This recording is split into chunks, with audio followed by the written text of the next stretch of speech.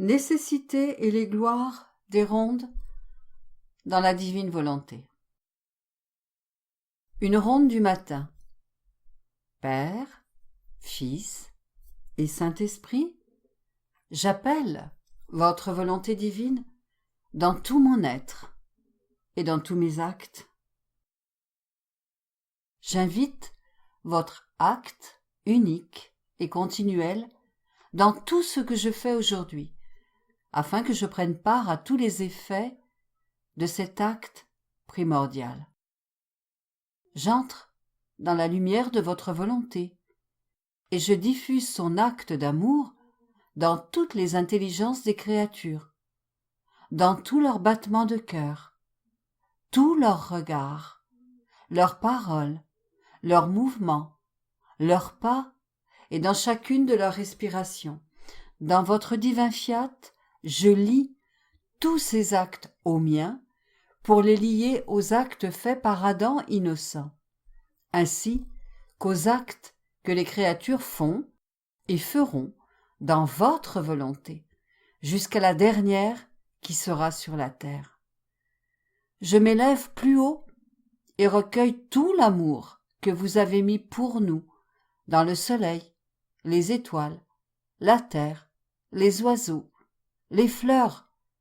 Je fais mien tout cet amour répandu partout dans la création et vous le redonne, ô Créateur, comme autant d'actes d'hommage, d'amour, de remerciement, de réparation, de bénédiction et de louange. Je monte jusqu'au paradis et je circule parmi les anges et les saints. Je m'unis à toute la cour céleste pour vous donner mes actes d'amour. Je me laisse attirer près de la Vierge, ma chère maman. Je veux demeurer dans son cœur aujourd'hui. Je veux prendre part à tous ses mérites. Avec une confiance d'enfant, je prends tout ce qu'elle me donne, tous ses actes, du moment de sa conception jusqu'à son dernier souffle, et je vous les offre comme s'ils étaient les miens. Et maintenant, je m'unis à la parole, le Verbe de Dieu, et je lui demande de répéter en moi tous ses actes, sa conception, la fuite en Égypte, les 33 années de sa vie cachée, les 3 années de sa vie publique, sa douloureuse passion, sa mort, sa résurrection et son ascension au ciel. J'entre dans tous ses actes, chacun de ses miracles, chacune de ses paroles, et je vous les redonne, ô Trinité sacro-sainte. Par cette offrande, je ne vous donne rien de moi-même, mais je vous glorifie en vous donnant ce qui est vôtre, votre amour même. Amen. La nécessité et les gloires des rondes dans la divine volonté. Création, rédemption, sanctification. Causerie par Thomas Faye, traduite de l'anglais par Jean-Claude Lemise. Concernant les rondes. Premièrement, les rondes dans la divine volonté sont d'une importance absolue. Deuxièmement, les rondes sont nécessaires pour compléter la gloire de Dieu de la part de l'humanité. Troisièmement, les rondes que Dieu a planifiées pour l'humanité doivent être comprises et achevées avant que le monde puisse prendre fin. Quatrièmement, les rondes sont pour Dieu une compagnie dans toutes ses œuvres de la création et de la rédemption. Cinquièmement, les rondes sont une reconnaissance de tout ce qui est sorti du sein de Dieu. Sixièmement, les rondes sont une réciprocité d'amour divin envers Dieu pour l'amour divin qu'il donne à chaque âme en chaque chose créée et en chaque acte de rédemption. Septièmement, les rondes peuvent servir à faire réparation à Dieu de diverses façons. Huitièmement, les rondes peuvent servir à demander que le royaume de la divine volonté règne sur terre. Neuvièmement, les rondes nous amènent à comprendre Dieu, un des buts premiers du don de la divine volonté. Dixièmement, les rondes sont pour nous une manière spéciale de rendre grâce, louange, amour et gloire à Dieu. Onzièmement, tout ce qui sort et sortira du sein de Dieu doit recevoir reconnaissance, gratitude, possession par les créatures humaines et être retourné au sein divin avant la fin du temps. Douzièmement, les rondes accomplies sur terre dans le temps accumuleront une dot immense de bienfaits, de délices, de joie et de bonheur, à la fois dans le temps et spécialement dans l'éternité. Cette dot sera établie pour toujours dans l'âme qui jouira ainsi pleinement de cette dot dans l'éternité. Faire les rondes dans la divine volonté. Premier point. Fusionner son âme dans la divine volonté. Cela se fait en demandant à la divine volonté d'animer et diriger ce que vous faites ou êtes sur le point de faire, c'est-à-dire de faire en vous ce que vous faites ou êtes sur le point de faire. L'âme devient non seulement fusionnée dans la divine volonté pour s'écouler avec elle, mais devient dispersée partout dans la divine volonté, dans toute la création avec Dieu. Deuxième point. Puisque l'âme se bilocalise partout et opère dans le monde d'éternité, l'intellect de l'âme commence simplement à faire des actes de concentration, les uns après les autres, sur les endroits et les activités où elle est maintenant présente dans le mode éternel de bilocation, et la volonté humaine, fusionnée avec la divine volonté, commence à faire des actes de reconnaissance, de gratitude, de louange, d'amour et de gloire à Dieu en chaque chose, endroit ou activité où son intellect est concentré. Troisième point. En faisant les rondes de reconnaissance, de gratitude, de louange, d'amour et de gloire à Dieu, l'âme se familiarise avec les choses que Dieu a créées ainsi qu'avec son activité dans la rédemption. Après un certain temps, l'âme dépasse la familiarisation à ces choses et cette activité pour en prendre possession. Quatrième point. Puis, après un temps de familiarisation et de possession, l'âme sera armée du droit de commander aux choses créées. Par exemple, l'âme pourrait commander au soleil, aux planètes et aux étoiles de prier le rosaire en union avec l'âme, en utilisant la volonté, le raisonnement et la voix de l'âme présents en eux. En utilisant ce droit de commandement, à un certain point de développement du règne de la divine volonté sur la terre, les âmes seront capables de commander aux éléments qui leur obéiront fidèlement. Et cela parce que les choses créées le furent pour être commandées et obéir au moindre désir des fils et des filles légitimes de la divine volonté. Ainsi, le feu, la lumière et le froid accepteront d'être commandés et obéiront fidèlement. Entrant dans les royaumes infinis de la divine volonté, l'âme observe le grand théâtre de la création et la splendide magnificence de l'amour qui pénètre toutes choses. Elle court d'œuvre en œuvre, rassemblant tout l'amour que les trois personnes divines ont répandu à travers la création. Elle l'amène devant la majesté de Dieu pour lui offrir les nombreuses variétés de l'amour que les trois personnes ont placées dans les choses créées. L'âme joue alors son chant d'amour avec les diverses notes de l'amour créatif de Dieu. Et, oh quelle joie la Sainte Trinité reçoit des festivités qui commencent entre le ciel et la terre, et des océans d'amour qui entourent leur trône.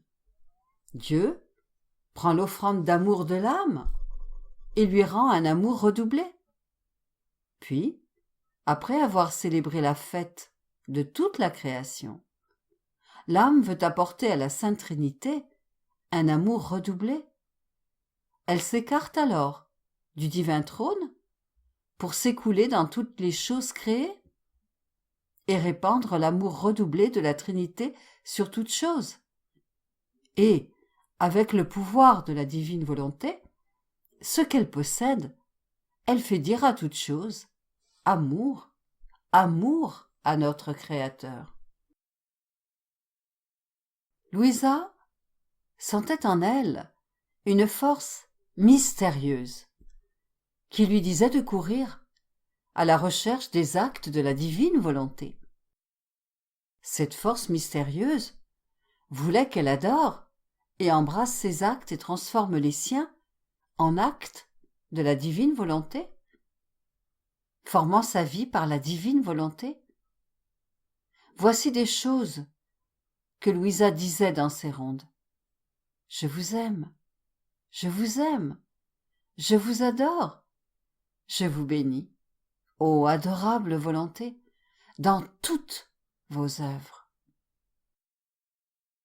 Jésus dit à Louisa qu'il avait créé l'homme pour qu'il tourne autour de lui, comme autour d'un soleil, qui, centre de l'acte de l'homme, répandrait dans l'homme sa lumière, son amour, sa ressemblance et son bonheur.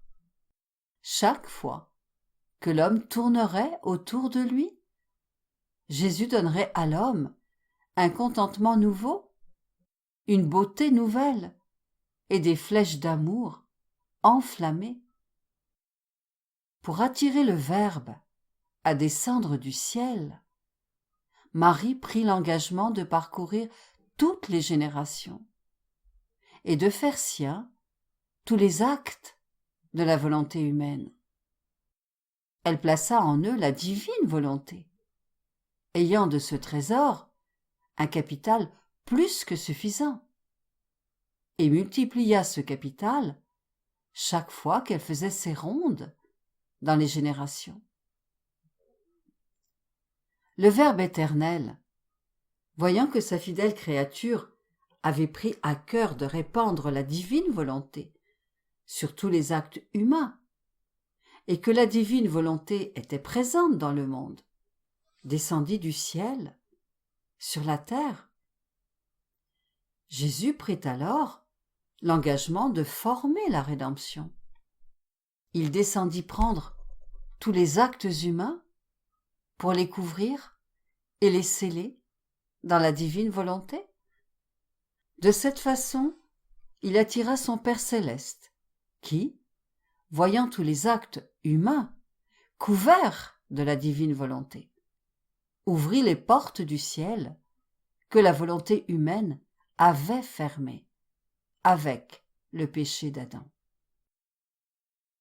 Jésus appela ensuite Louisa à prendre l'engagement d'ajouter le troisième sceau de la divine volonté sur les actes humains. Il lui dit de parcourir tous les actes humains, de pénétrer en chaque cœur avec le battement du cœur de la divine volonté pour apporter la connaissance de la divine volonté à chaque pensée? Imprimer le divin fiat en chaque parole? Les submerger tous du divin fiat afin d'obtenir la venue du royaume du Père sur la terre? Jésus promet à Louisa d'être avec elle pour faire ses rondes, de l'aider et de la guider. Pour accomplir cet engagement, Louisa fit ses rondes partout et en tous, apportant à Jésus les pensées, les paroles, les pas, les battements de cœur de tous les humains revêtus de la divine volonté, et que Jésus reçut avec amour et délice. Jésus expliqua à Louisa que la mère de la divine volonté est une mère de lumière et de feu, et qu'elle doit la traverser continuellement et à grande vitesse, afin d'enclore le tout de l'éternité en chacun de ses battements de cœur, en prenant tout ce qui sort du sein divin pour l'apporter en réciprocité à la Sainte Trinité, au nom de toute l'humanité. Ce faisant, elle apportera un rafraîchissement au feu de l'amour divin. Jésus apprit à Louisa que tout manque d'abandon à sa volonté résulterait dans la perte d'une ronde qu'elle aurait pu faire dans la sphère d'éternité, lui montrant ainsi ce que signifie la perte d'une ronde éternelle. Louisa parle du désir de Jésus de lui faire connaître ses œuvres, combien elles contiennent sa parole et son action d'amour, et combien et de quelle manière il l'a aimée. Louisa rapporte comment Jésus la porte dans ses bras et la conduit à travers les chemins infinis de sa volonté, allant jusqu'à enclore en elle l'amour que Dieu a placé en chaque petite chose qu'il a faite. Elle rapporte comment Jésus veut entendre en elle le son de l'amour que chaque chose créée contient et qu'elle enferme en elle-même ses sons et ses notes d'amour. Jésus dit à Louisa qu'elle ne peut comprendre combien ces rondes, parmi les choses qu'il a créées, peuvent lui plaire. Il lui dit que ces choses créées sont imprégnées d'amour et que lorsqu'elle les parcourt, elles déversent en elle l'amour dont elles sont remplies. Il lui dit que ces choses créées, ces œuvres, sont honorées de pouvoir la nourrir de l'amour qu'elles contiennent et de former en elles toutes les notes d'amour envers leur Créateur, pour chaque chose créée. Lorsqu'elle nage dans ces mers, Louisa est submergée dans ces divins attributs de lumière, de sainteté, de sagesse, etc. et s'exclame « Jésus, tout ton amour est mien ». Elle le met alors en action et prie que le royaume de la divine volonté vienne sur terre et règne dans les âmes. Elle ne prie pas avec sa petitesse, mais avec les mers divines de puissance et de bonté, et avec l'immensité de Dieu, amenant ainsi les trois personnes divines à demander ce que Louisa et elle-même veulent. Louisa comprend que seule la divine volonté est bonne, et pour obtenir ce qu'elle désire, elle amène l'infinité des divines qualités à répéter sa prière. Sa petitesse devient ainsi puissante, enrichie des attributs de Dieu, comme s'ils étaient siens. Cela lui confère une beauté si charmante que la Trinité en est ravie et accepte de faire ce que veulent ensemble les 3 personnes divines et Louisa.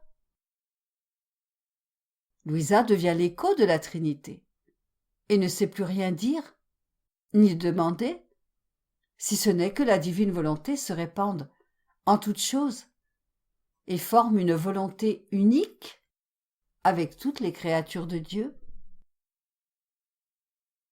Louisa nous dit qu'en faisant ses rondes dans le divin fiat, son esprit s'arrêtait tour à tour aux divers actes de la divine volonté pour admirer soit la beauté, la puissance ou l'immensité, ou les autres attributs de la volonté créative dans ses œuvres. Il lui semblait que toutes les suprêmes qualités se révélaient à travers la collection de toutes les choses créées dans le dessein de donner de l'amour et de se faire connaître. Ces attributs semblaient vouloir la compagnie des créatures et les prendre par la main pour les conduire dans le sein de Dieu, d'où provient toute chose. Louisa poursuit en faisant remarquer que tous les actes de Dieu sont puissants, révélateurs et très salutaires pour celles qui se laissent conduire par eux, afin que ces âmes puissent être transportées vers la patrie céleste. En continuant ces actes dans la divine volonté, Louisa prit conscience que sa petitesse devenait ravie dans la mer de son doux empire. Force irrésistible et inépuisable lumière. Louisa parle de ses heureuses surprises, de voix toujours nouvelles, de beauté enchanteresse, et de son immensité portant toute créature et toute chose dans son sein. Mais elle était surtout impressionnée par son amour pour l'âme, qu'elle regardait de tous ses yeux, aimait de tout son cœur, et pressait contre son sein, dans un désir de donner à l'âme sa propre vie. Un jour, alors qu'elle faisait ses rondes dans la divine volonté, avec sa volonté humaine perdue en elle, Louisa brûlait du désir de faire sien tous les actes de la divine volonté. Elle voulait pouvoir exercer son empire sur toutes choses et avoir en son pouvoir une gloire infinie, un amour éternel, des actes innombrables, distincts chacun les uns des autres, et infinis. Elle voulait tout cela afin de pouvoir toujours donner gloire, amour et œuvre à l'être suprême. Elle voulait que tout cela soit digne de la majesté de Dieu. Jésus donne à Louisa une leçon sur la prière. Ma fille bien-aimée, tu dois savoir que lorsqu'une âme prie sans cesse pour obtenir un bienfait, elle acquiert la capacité de posséder ce bienfait. Et comme elle le possède, elle a aussi le pouvoir de permettre aux autres de le posséder. Prier, c'est comme dépenser de l'argent pour acheter quelque chose de bon que l'on désire. La prière produit l'estime, l'appréciation et l'amour dont on a besoin pour posséder. La prière forme le vide dans l'âme, où elle pourra contenir la bonne chose qu'elle désire. Sinon, si je veux la lui donner, elle n'aura pas d'endroit où la conserver. De plus, tu ne peux me rendre une gloire plus grande qu'en demandant que ma volonté soit connue et règne. C'est ma propre prière. C'est l'aspiration de mon cœur, mon désir ardent. Jésus dit un jour à Louisa que chaque chose créée possède en elle la volonté désirée et active de Dieu, et que lorsque l'âme offre à Dieu le ciel, le soleil, les étoiles, les océans, les arbres, ou n'importe quoi d'autre, elle offre non pas la chose matérielle et superficielle des choses que l'on voit, mais la volonté même de Dieu, désirée et active, qui existe en chaque chose créée. Bien que les choses créées n'aient pas le don de raison, il y a cependant en elles une raison divine et une volonté désirée et active de Dieu qui anime toute chose. Aussi, lorsque l'âme offre ces choses créées à la Sainte Trinité, elle offre le plus grand des actes, la très sainte volonté et les plus belles œuvres, non interrompues, mais continues, en qui se trouvent les plus profondes adorations, l'amour le plus parfait et la plus haute gloire, par la volonté désirée et active de l'être suprême dans la création tout entière. Bien que le ciel, le soleil, les animaux et les plantes ne soient pas conscients de tout cela, la volonté de Dieu et la volonté de l'âme sont conscientes de ce que Dieu veut faire avec eux. Et cela est suffisant. Faisant un jour ses rondes dans le soleil, le ciel, le vent, etc., Louisa sentit pleuvoir sur elle une multiplicité d'actes d'amour. Elle dit qu'être aimée de Dieu est le plus grand des bonheurs et la plus belle gloire qui soit au ciel et sur la terre. Mais Louisa était quelque peu troublée, parce qu'elle se sentait incapable d'aimer Jésus de la façon dont il l'aimait. Ses œuvres étaient réelles et véritables, mais elle devait se servir de ses propres œuvres pour lui dire qu'elle l'aimait. Jésus lui répondit que lorsqu'une âme voulait l'aimer, il ne permettait jamais qu'elle soit déçue. Il dit à Louisa qu'il se délocalise et prend place en chaque chose créée pour faire pleuvoir l'amour. Puis, il prend place dans l'âme qu'il aime et lui accorde le don de faire pleuvoir de l'amour sur lui. Il dit que l'amour même qu'il lui a donné devient son propre amour et qu'elle peut, à juste titre, lui donner cet amour tout comme s'il lui appartenait en propre. Et Jésus ne prête pas attention au fait que cet amour venait d'abord de lui. Il regarde si l'âme veut l'aimer comme il aime lui-même, et si elle voudrait faire ce qu'il a fait pour elle, si elle le pouvait. Il est très heureux de lui dire qu'elle l'a aimé, comme il l'a aimé.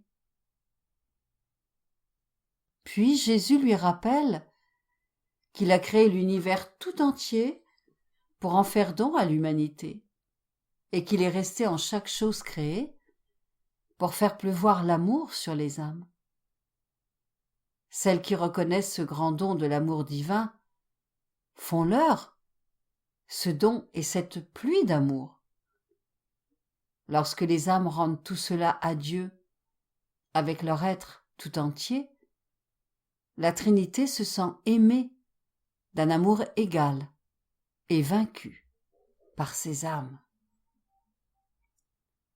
Par conséquent, en faisant leur ronde, ces âmes aiment le Créateur en chaque chose créée, et elles aiment Jésus dans sa conception, sa naissance, ses pleurs d'enfant, en chaque souffrance et en chaque goutte de sang, et en tout le reste de sa vie.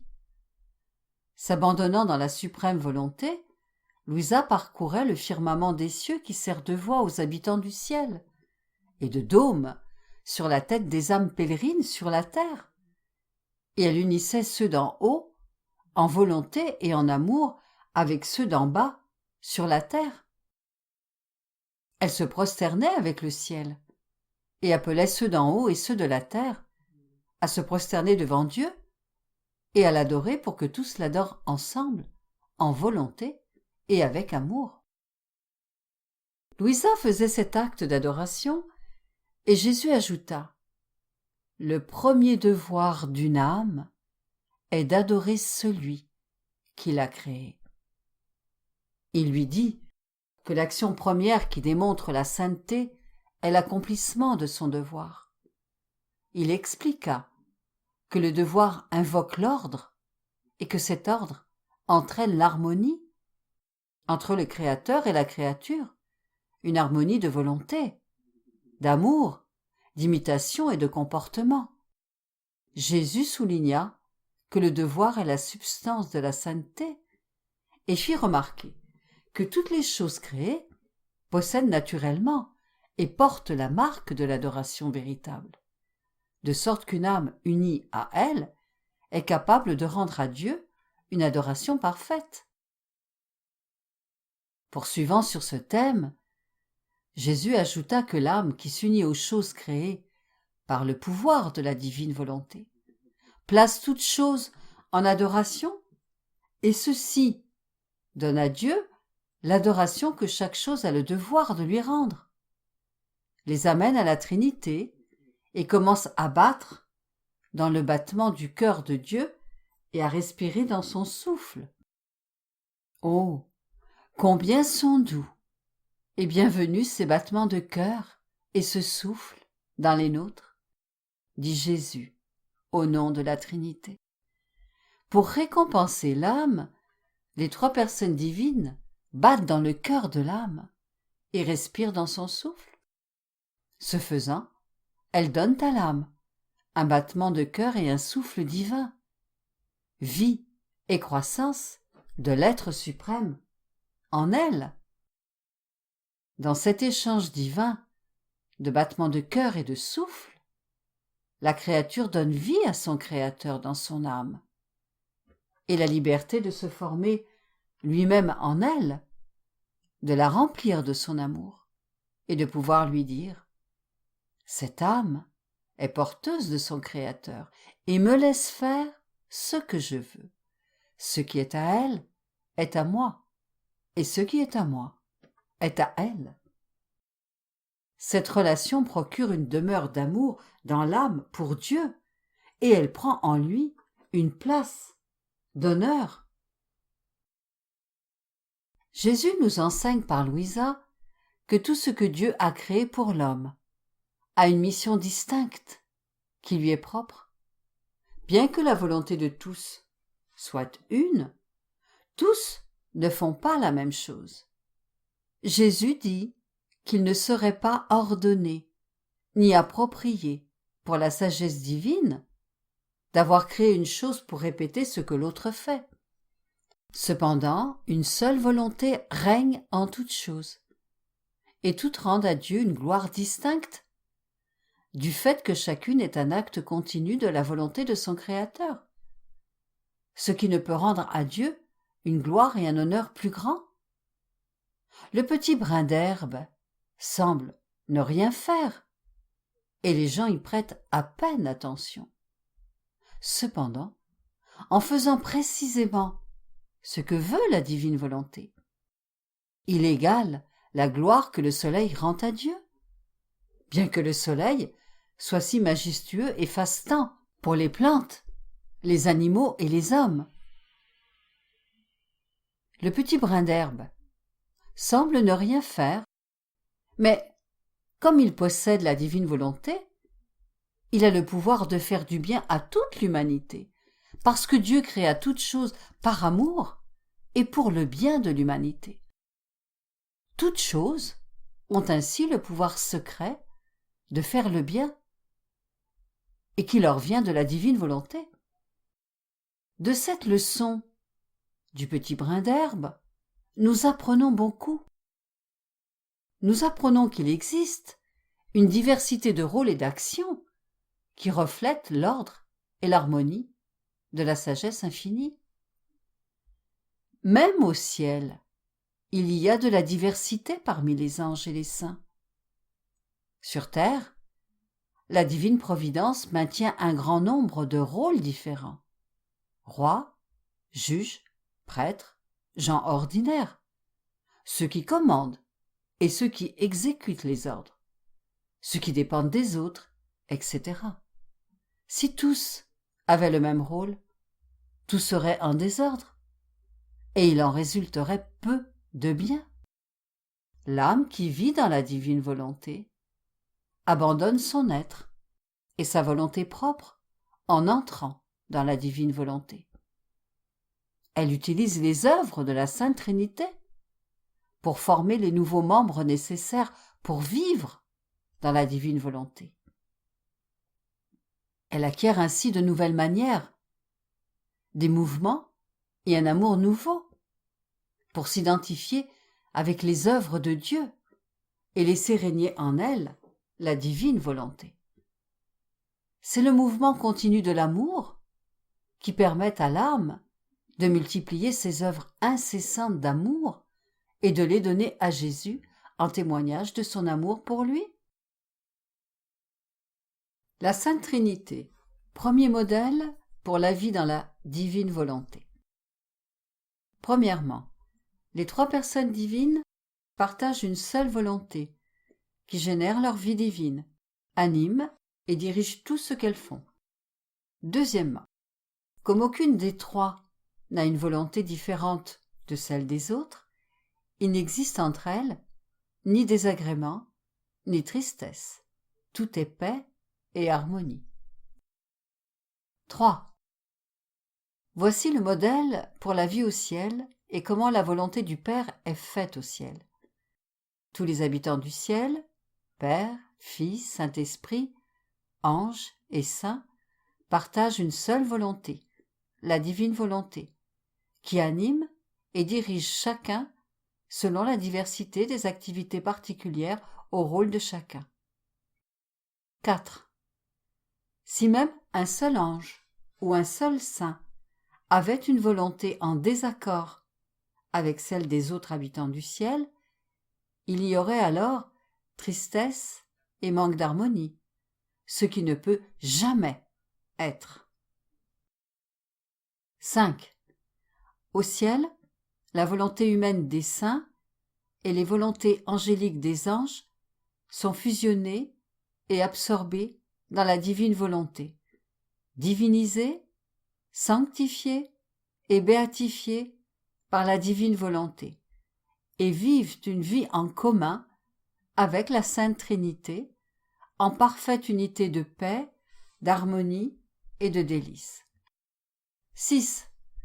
Cependant, tout cela est maintenu selon divers degrés de participation à la vie de la Trinité, suivant le mérite de chacun et sa capacité de béatitude.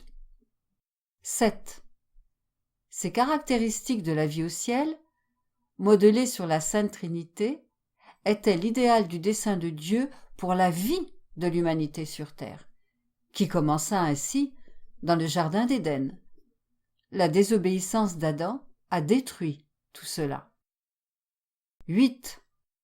Alors que nous entrons dans le 7e millénaire de l'homme, c'est la volonté manifeste de Dieu que l'humanité retourne au dessein de sa création et commence à vivre de nouveau dans l'unité parfaite de vie dans la divine volonté de la Sainte Trinité. 9. Ce processus de retour à cet heureux état originel a déjà commencé chez un certain nombre et en divers lieux, mais le monde doit encore être purifié par de grandes et nombreuses souffrances avant que le règne universel, heureux et glorieux de la divine volonté ne devienne la réalité de l'idéal divin pour l'humanité. Que Dieu nous accorde la grâce de rester toujours fidèles et attentifs à ce grand don par excellence. Perle de la nouvelle et divine sainteté, l'harmonie entre la volonté humaine et la divine volonté de Jésus. Jésus est à la fois Dieu et homme. Dieu, il est divin, éternel, infini, de la même essence et nature que le Père et le Saint-Esprit. Dieu est un pur esprit, pur être d'intelligence et de volonté. Un en un seul acte sans fin. Il est toute puissance, toute sagesse et tout amour, immense, beau, heureux, toute sainteté et perfection. Jésus, homme, est également divin, non par sa nature humaine, mais en raison de son union intime avec la divinité de sa personne divine, qui communique ses divines qualités à son humanité, spécialement à son âme humaine. Jésus homme avait une âme humaine et un corps humain. Son âme avait un intellect humain, une volonté humaine et une mémoire humaine. C'est pourquoi l'humanité de Jésus est faite à l'image du Dieu de la Sainte Trinité. Mais cette image est une image parfaite, parce que l'âme de Jésus est faite également à la pleine ressemblance de la Sainte Trinité. Cette ressemblance est pleine et totale, parce que l'essence de l'âme de Jésus est possédée par l'essence de la Sainte Trinité. La divine essence compénètre les essences du corps et de l'âme de Jésus, communiquant une vie divine et un amour divin à toute l'humanité de Jésus, qui à son tour renvoie un échange réciproque complet de la vie et de l'amour de la Sainte Trinité.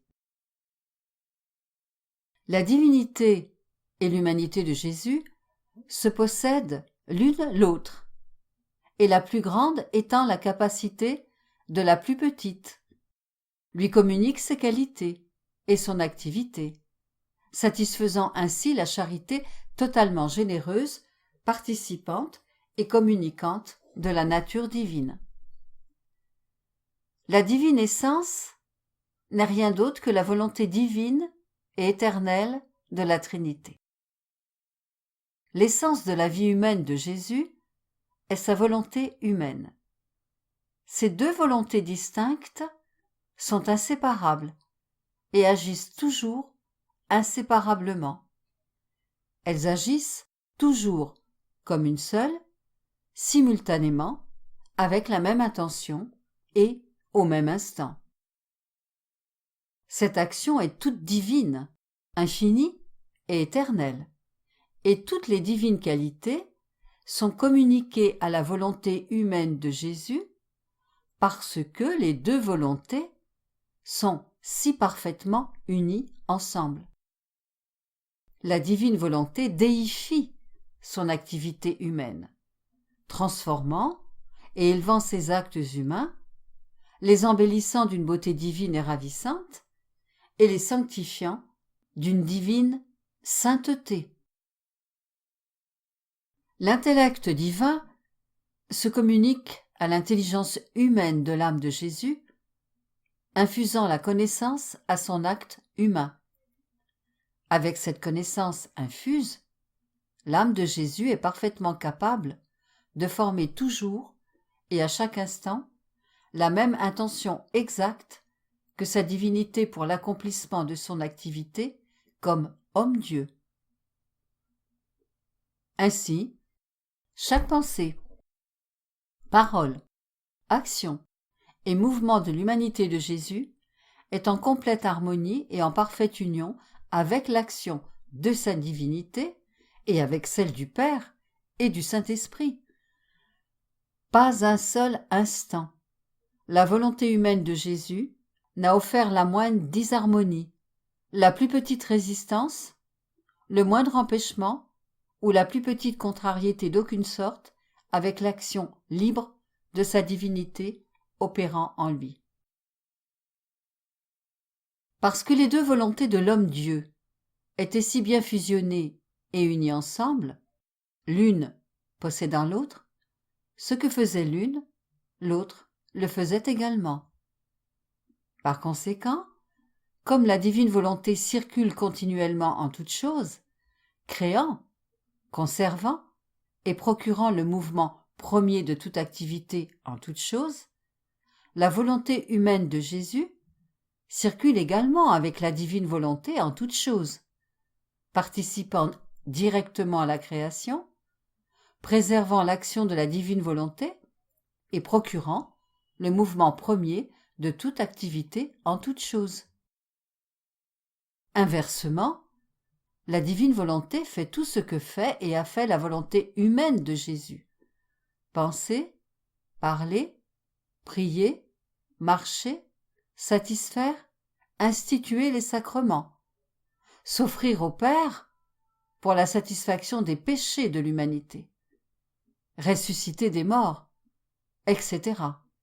et connaître maintenant les gloires et les joies sans entrave du paradis. Tous les actes de Jésus, spécialement les actes de sa vie intérieure, des plus petits aux plus grands, furent accomplis dans l'ambiance d'éternité, et ils se multiplient à jamais, aussi longtemps que Dieu est Dieu. Ils embrassaient toute l'éternité, comprenaient tout ce que contient l'éternité. Ils pénétraient partout, embrassant la vie même de Dieu.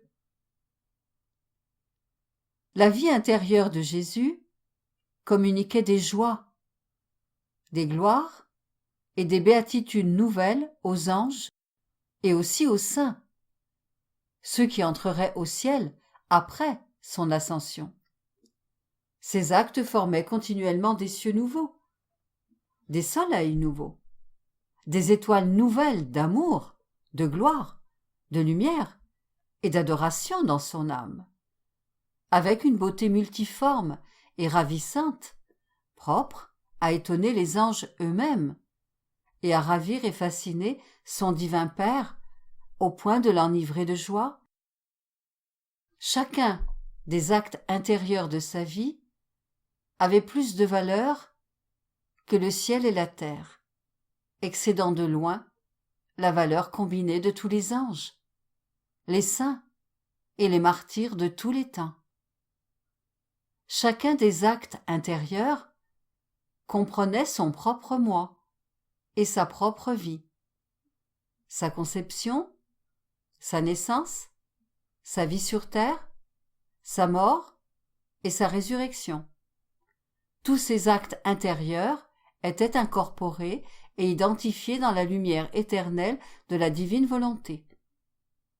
La puissance, la sagesse et l'amour réciproque des trois personnes divines se réverbéraient et étaient enclos dans toute la vie intérieure de l'homme-dieu.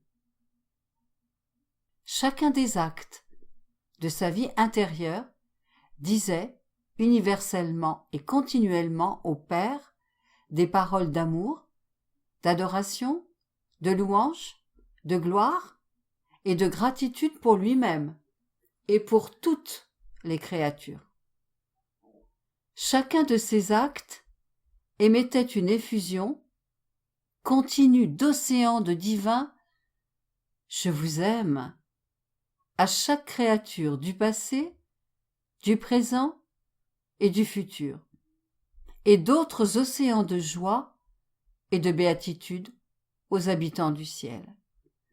Les actes de Jésus multipliaient la gloire de Dieu dans la création, et toute la Trinité se réjouissait à la vue de sa propre action dans les actes de Jésus.